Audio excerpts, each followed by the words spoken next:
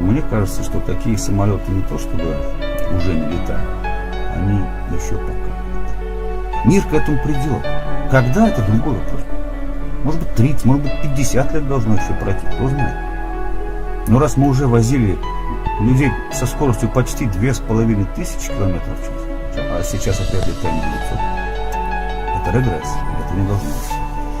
Мир к этому, вот мы замахнулись на это, мы это сделали.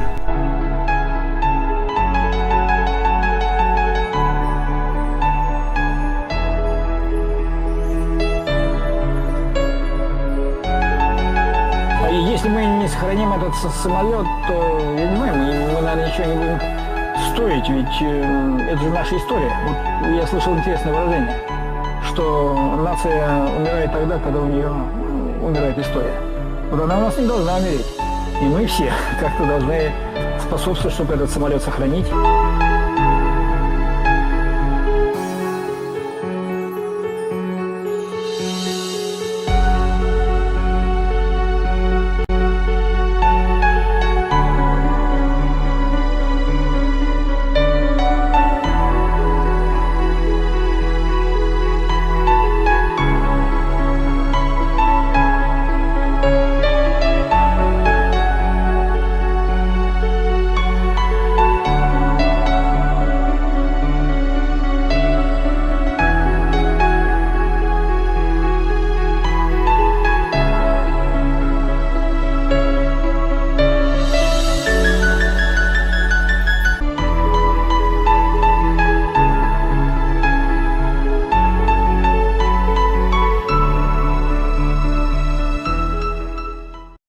Музей основан в 1983 году.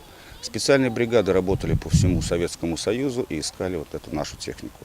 Уникальность музея в нескольких параметрах. Во-первых, то, что среди 42 наших бортов 11 уникальных носят статус памятник науки и техники. И еще уникальность музея в том, что они почти все, кроме 2 маленьких, прибыли в Ульяновск сами, что называется, своим ходом. Последнее поступление – самолет Як-18Т 36 серии. Это последняя серия этого самолета, самая новая. И так совпало, что именно момент установки самолета сюда в экспозицию совпал полностью с его 50-летним юбилеем, 7 августа. Единственным экземпляром на планете являются АНТ-4 25 года и персональный самолет Хрущева Ту-116, специально построенный для высшего руководителя страны. Идете, допустим, тот же самый 715 стоит. Кабина в порядке, а остальное все пустой, как барабан. Пойдемте сейчас налево. А наш полностью отреставрирован. Боем с нашими ветеранами 9 лет назад.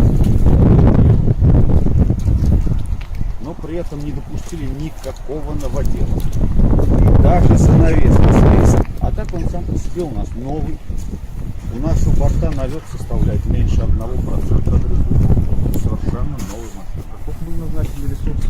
Назначили поначалу 45 тысяч часов. Вот.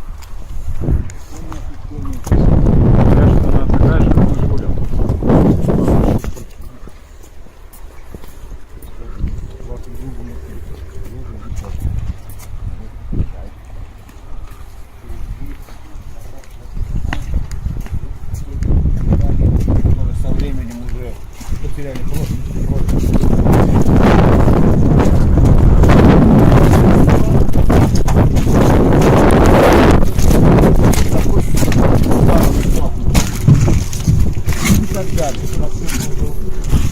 дешевле будет взять его чертежи и построить летающую копию. Ту-114 турбовинтовой. Это первый в мире межконтинентальный пассажирский лайнер. Их всего сейчас на планете осталось 3 таких самолета, один из них здесь у нас.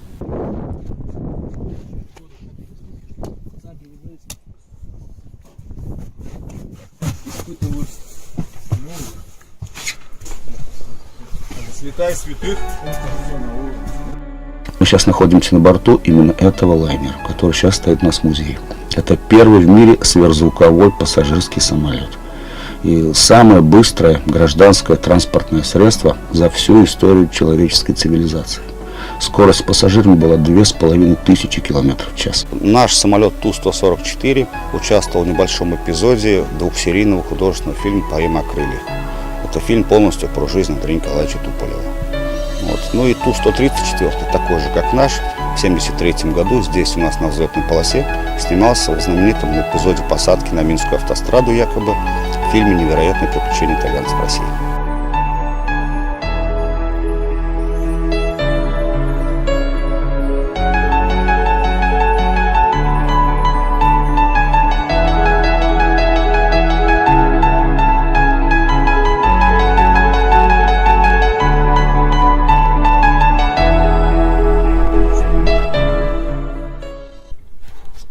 У вас тяги заблокированы, либо же они по фирменной анатомии 144 обладают выключенным состоянием очень большим усилием. Что имеете? Вот у вас заблокированы или нет? Заблокирован, конечно. Просто вот в те же Монинцы, они в интернете писали, они все время думали, что они у них заблокированы. Приехал-то ветеран 144-го, который конкретно на нем летал, говорит, они не заблокированы. Он уперся ногой и их сдвинул. Оказывается, они были... Нет, Вот они интересно, у нас как они заблокированы, значит, и я знаю этого ветерана прекрасно, это Алексей Николаевич Амелюшкин, мы с ним общаемся. Вот. Это бортинженер, испытатель проекта Ту-144. Значит, ну, как известно, экипаж здесь состоит из 3 человек, КВС, второй пилот и бортинженер. То есть оборудование очень схоже с многими нашими лайнерами тех лет, но есть кое-какие приборы, конечно, уникальные. Значит, навигационный комплекс, вот вы видите вот на центральной консоли маршрутные компьютеры. Вот, то есть он, это инерциальная система, конечно, спутников в то время еще не было, вот, но позволял выполнить всю карту полета практически в автоматическом режиме. Вот. То есть перед полетом при помощи вот этих пультов ввода начальных параметров задавались координаты аэродрома вылета, аэродрома прилета, промежуточных пунктов. Включалась вычислительная машина, выставлялись гироскопы, осуществлялась привязка к точке вылета. Пилот поднимал самолет, и с высоты круга включалась автоматика, и компьютер полностью вел самолет по курсу. Загорающимися лампочками отслеживался маршрут, проход точек поворота. Все делалось в автомате. Вот на панорамном индикаторе высвечивалась карта маршрута, и на ней перекрестие показывало текущее положение самолета. Опять-таки все сигналы, вся информация бралась от вычислительной машины. На пилотах в полете была функция только контроля за работой системы. При штатной работе, то есть в штатном полете, пилот брал на себя управление где-то на высоте порядка 600 метров в зоне аэропорта. На самом деле это что? На пленку печаталась карта местности, пленка в кассету, кассета в этот прибор. И дальше через оптическую систему проецировалась на этот экран. Причем по мере движения самолета по маршруту, по сигналам инерциальной системы цифровой, пленочка проматывалась, можно было приближать, удалять влево-вправо, ну, с ограничением определенным, и схема захода на посадку на финише. Мало того, можно было поворачивать на север, либо по маршруту. Это все электромеханическое. Вы представляете, пленка-то плоская, а экран круглый, еще и вращается. То есть Яндекс.Навигатор только 68-го года. Максимальная скорость на испытаниях, значит, составила 2480. А проектная? Проектная 2500. Они так и думали, 2500. Ну, в общем-то, они практически достигли проектной скорости. Единственное, конечно, из-за огромной массы самолета, из-за огромной мощности, вернее, тяги двигателей, расход керосина, конечно, у них был выше расчетного. Потому что изначально предполагалось менее 30 тонн в час расход керосина. Но вот на этих кузнецовских двигателях НК-144А, которые установлены на этом самолете, среднечасовой расход был на нем 36 тонн. Вот. Ну, для примера, если 154-ка, тушка, бэшка, расходовал примерно максимум 6 тонн в час. Этот кушал 36, сами понимаете. Вот. И, соответственно, значит, чтобы вот эти почти 200 тонн веса разогнать до таких скоростей, сами понимаете, двигатели очень мощные. Тяга каждого на форсажном режиме составляла 20 тонн. Их 4. Их тут 4, да. Вот они дублированы с бортинженером. Ну, соответственно, малый газ. Максимальный форсаж. Значит, во время перевозки пассажиров на рейсе Москва-Алма-Ата, вот он ходил на этом рейсе с ноября 1977 года по май 1978, никаких особых технических проблем на рейсе не возникало. Значит, ни один пассажир, как говорится, ни одного факта испуга или царапин, все нормально. Вот. А то, что у этого самолета было 2 таких вот тяжелых летных происшествия, даже будем прямо скажем катастрофы, да, это факт. Одна из них произошла в Ле-Бурже 3 июня 1973 года, на глазах там почти 500 000 зрителей. Но опять же, вот смотрите, с тех пор прошло 44 года. И до сих пор полной стопроцентной правды мы не знаем. Что послужило причиной? Явно конструкция самолета в этом не виновата. И экипаж тоже. Значит, много версий, но так как это не более чем версии, я их рассказывать просто не буду. Вот. Ну и вторая катастрофа, тяжелое летное происшествие, произошло уже 23 мая 1978 года. Самолет звали 77111. Это следующий после нашего серийный. Наш 110, это был следующий 111 самолет. Поставлены были уже другие двигатели, более экономичные. Вот. Но по вине наземного персонала сразу после взлета произошел пожар. Они более-менее полого в поле сели, недалеко от Егорьевска, там в Подмосковье. Но подломили нос, носовой обтекатель, да. Именно обтекатель. Несколько человек, значит, успели из форточек эвакуироваться.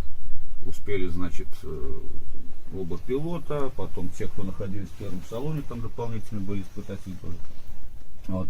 А 2 бортинженеров основного и испытательного зажало вот тут вот полом. И они сгорели. Начинаются испытания новой версии Ту-144 с литерой «Д» – «Дальний». 23 мая 1978 года самолет с бортовым номером 77111, выполняя заключительный полет по программе испытаний, терпит катастрофу. 2 члена экипажа погибают. Трагедия не имеет прямого отношения к машинам, летающим по трассе Москва-Алма-Ата. Тем не менее, в судьбе самолета принимается роковое решение. Пассажирские рейсы отменяются. Но говорят, что целую ночь Алексею Андреевичу не давали спать, звонки телефонные. Все время давили на него, чтобы он отменил этот рейс. В эту ночь Алексей Туполев вспоминает своего отца. Как не хватает его поддержки, его авторитета, чтобы выстоять под жестким прессингом якобы добрых советов. Комиссия определила причину катастрофы. Разрушился топливопровод. Пожар двигателя спровоцировал сам экипаж, запустив вспомогательную силовую установку. Вина летчиков казалась очевидной. Но надо было учитывать, что испытания проводились в авральном порядке, под постоянным давлением начальства. Сразу после происшествия на базу в Жуковский приезжает Алексей Туполев и объявляет общее собрание летного состава. Все надеются, что услышат правду о трагедии и смогут сами высказаться о наболевшем. Ну, встал я и стал говорить, что вот у нас там обман, там приписки. И что вы думаете? Он мне не дал договорить. Он заорал. Вы что, у меня вы думаете? За проходную и все, и я наберу тут того, кого надо. И тем самым я уже потом догадался, что он ушел от основного ответа. Как же так случилось? Почему так? Вот именно эта катастрофа. Генеральный считает, что во всех неудачах Ту-144 виноват летный состав. Вот, значит, но опять же, это не вина самолета. Машина в полете, судя по свидетельствам того же самого его главного испытателя Эдуарда Вагановича Геляна, машина вела себя в полете прекрасно, предсказуемо. Вот, в пилотировании был понятен достаточно. Вот, хотя, конечно, оборудование достаточно сложное, но на то они испытатели, чтобы справляться с любым новейшим сложным оборудованием. Вот как видите, приборы очень схожи с многими другими нашими лайнерами тех лет. Сверхзвукового самолета, именно что так, эти 1 КБ, перешли некоторые технологии. Конечно. Да то же самое приборы, они, большинство приборов однотипны. Он же стоит, допустим, на Ту-154, там тоже, допустим, высотомер.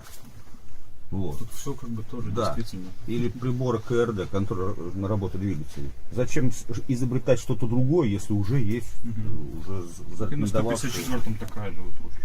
Конечно, то есть, Система управления. вот, хотя Очень есть, знакомый конечно, прибор уникальный. Вот тут, допустим, у бортинженера вот эти вот 4 прибора, это они показывают угол отклонения створок и клиньев воздухозаборников. Дело в том, что так как машина сверхзвуковая, то есть количество воздуха, поступающего в двигатель на разных режимах, должно быть разным. На сверхзвуке, естественно, там, чуть меньше, на дозвуке чуть побольше и так далее. Вот. И чтобы количество воздуха было всегда таким, какое необходимо именно на этом режиме работы двигателя, именно на этой скорости самолета, вот существуют вот эти вот регулировки. Вот. И когда вы с самолета спуститесь, если посмотрите внимательно переднюю часть воздухозаборников, вы увидите там значит, клин и створку, которые регулируют количество воздуха. Значит, топливная система очень похожа на 154-ку. Значит, электрика примерно такая же. Ну, противопожарная система, конечно, здесь она несколько раз дублирована, она более совершенна, чем на 154-м самолете, хотя приблизительно то же самое. Вот. Ну и, конечно, вот главная любимая в кавычках вещь каждого пассажира — это система кондиционирования воздуха СКВ, когда так вот, сленговое выражение бьет по ушам. Вот. Потому что все-таки компьютер сейчас — это машина тупая. Самолет достиг определенной скорости, и компьютер резко сбрасывает давление в салоне. Правильно? А человек, бортинженер, он все-таки живой. Он постепенно регулирует давление. Вот, то есть вот тут все это предусмотрено. Вот, как я уже сказал, за время перевозки пассажиров, вот за эти полгодика, никаких особых происшествий с самолетами не произошло. На рейсе летало 2 самолета, их непосредственно выполнял вот этот регулярный рейс. Это 77-109 и наш 77-110. Вот, ну и еще есть информация, что буквально после каждого перелета в Алмату и обратно, уже на обратном рейсе Аэрофлот проводил именно опрос по качеству обслуживания на борту, и получается еще они собирали информацию от пассажиров о том, что бы они хотели улучшить. Это так? Ну, чтобы улучшить, конечно, пассажир в конструкции самолета. Нет, не в конструкции, скажем, в обслуживании внутри. Может быть. Вот. Но, судя по свидетельствам очевидцев, обслуживание и так на алматинском рейсе было очень даже неплохое. Подавали такие обеды, что, как говорится, как будто из лучших ресторанов Москвы. Вот. Ну, самолет добирался до Алматы за 2 часа ровно. Летит. У Льва Толстого есть записанный им рассказ «Аэронавта». Первые минуты мне стало жутко, и мороз побежал по жилам. Но потом вдруг стало так весело на душе, что я забыл бояться. Вот и мы забудем бояться. За 3 часа 20 минут мы перелетим из Москвы в Хабаровск. За 2 часа из Дели в Москву. У нас войдет в привычку обгонять время, обгонять солнце.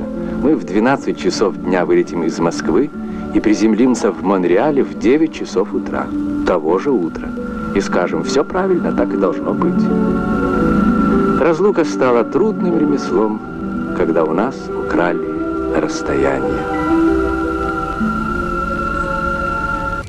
Один вопрос последний. Для чего все это нужно?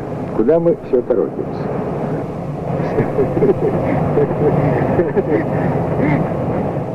Ну, природа, человек так устроена, что он всегда стремится и идет вперед. Прогресс техники не имеет обратного хода. Если уже долетел человек из Москвы на Дальний Восток за 3 часа, он в следующий раз будет стараться лететь за 3 часа.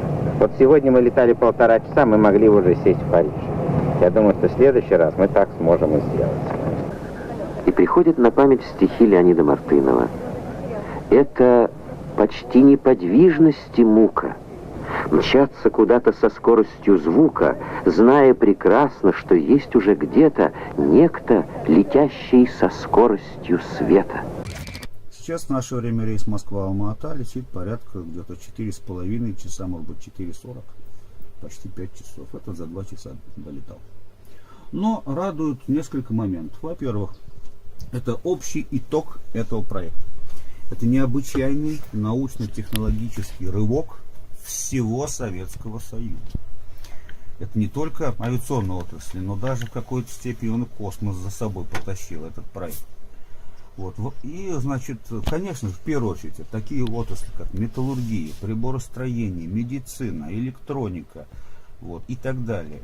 Там, металловедение и технологии обработки каких-то специальных сплавов высокопрочных и прочее. Вот. Ну и радует еще такой момент, это, конечно, лично такое мое субъективное мнение, что мне кажется, что такие самолеты не то чтобы уже не летают, они еще пока не летают. Мир к этому придет. Когда, это другой вопрос. Может быть 30, может быть 50 лет должно еще пройти, кто знает. Но раз мы уже возили людей со скоростью почти 2500 км в час, а сейчас опять летаем 900, это регресс, этого не должно быть. Мир к этому, вот мы замахнулись на это, мы это сделали. И Англия с Францией совместно сделали тоже не менее прекрасный свой самолет «Согласие». Ну, или на французском языке «Конкорд». Но наш «Конкорд» превосходил по многим параметрам, и по размерам наш был гораздо больше «Конкорда», значительно. И по вместимости, и по скорости, кроме, конечно же, дальности полета. Потому что наш тяжелее «Конкорда» не только потому, что он больше по размерам, но и потому, что наши требования к прочности, наши советские требования к прочности каких-то узлов, деталей планера самолета, там обшивки, лонжеронов, крыла, там нервюр и так далее, они всегда были немножко выше, чем на Западе.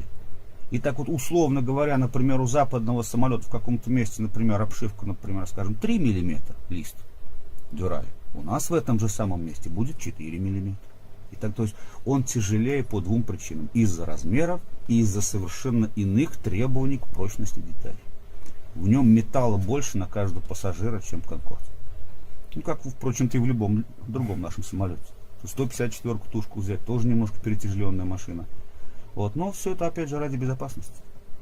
Вот. И, кстати, действительно, судя по свидетельствам очевидцев, «Конкорд», экипажи «Конкордов», значит, летали в рубашечках, в галстучках, там такие. Вот. А наши в высотных компенсирующих костюмах и в шлемофонах. Командир экипажа Эдуард Елян, борт-инженер Юрий Селиверстов, ведущий инженер Владимир Бендеров и второй пилот Михаил Козлов. Я Дельфин-1. Разрешите взлет? Взлет разрешаю. Вас понял, взлет разрешите. Вот. И когда были перед алматинским рейсом, было несколько таких вот рекламных рейсов в районе Москвы для иностранных журналистов. Действительно, они спрашивали, а почему, говорят, русские летчики летают в компенсирующих костюмах. Экипаж одет в специальные компенсирующие жилеты и шлемофоны. В случае разгерметизации пилоты не потеряют сознание и спасут пассажиров. Западных журналистов это настораживает, ведь пилоты «Конкорда» одеты только в форменные костюмы. На Алексея Туполева посыпались вопросы. Можно ли Ту-144 считать надежным самолетом? Ответ генерального категоричен. Создатели самолета сделали все возможное для безопасности и удобства пассажиров. Ведь трудно, например, предположить, что температура наружной поверхности лайнера достигает плюс 120 градусов. Ну, тут все очень просто и понятно. Так как машина еще был, ну, это был шаг все-таки в неизвестность. Сам проект — это шаг в абсолютную неизвестность. То есть машина была еще достаточно экспериментальна на тот момент, хотя уже первые серийные образцы были построены.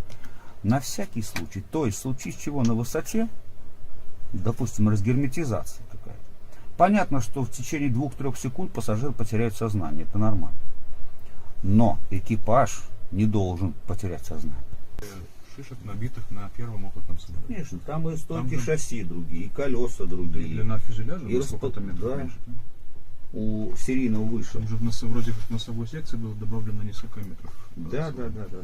Значит, все было другое. И расположение двигателей. Там были в одном пакете все 4 движка.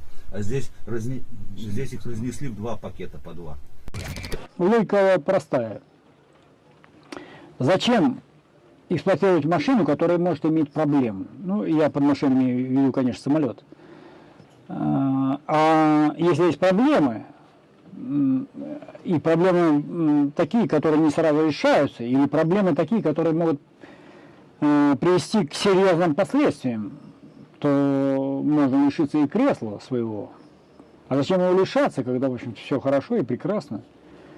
Ну и решили тему закрыть под предлогом экономической нецелесообразности. Самолетов, которые, Ту-44, которые способны взлететь в воздух, в моем понимании, уже нет. И для того, чтобы их поднять, это нужно сделать революцию в авиапроме. А, как известно, революции у нас никто не хочет делать. Я имею в виду из высших инстанций.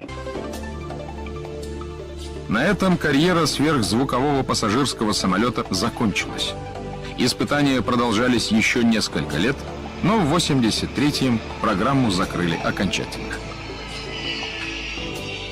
Скорее всего, причиной этому стал политический и экономический кризис социалистической системы, а летное происшествие послужило лишь формальным к тому поводом.